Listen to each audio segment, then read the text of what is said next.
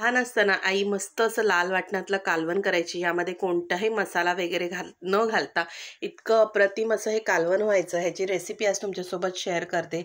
तर आज मी करणार आहे कोलंबीचं कालवण. त्यासाठी धणे आणि बेडगी मिरची पाण्यामध्ये भिजत घालायची जवळपास 4 ते 5 तास. त्यानंतर एक नारळ फोडून घेतलेला आहे. अर्ध्या नारळाची कवड आपण वापरणार आहोत.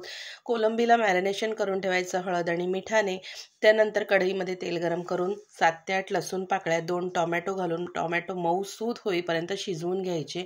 यामध्ये अर्धी वाटी ओल्या नारळाचा कीस घालायचा, व्यवस्थित परतून घ्यायचं आणि त्यानंतर मिक्सरच्या भांड्यात काढायचं. आता ह्यामध्ये थोडीशी कोथिंबीर देखील घातलेली आहे. धणे आणि बेडगी मिरची घालायची. त्रिफळ असलं ना तर ते देखील तुम्ही घालू शकता, पण माझ्याकडे नव्हतं त्यामुळे स्किप केलेलं आहे.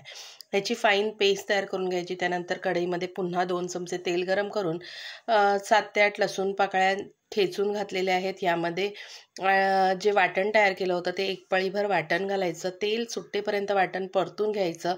एकदा का तेल सुटलं की नंतर यामध्ये गरम पाणी घालायचं. मस्त उकळी काढून घ्यायची.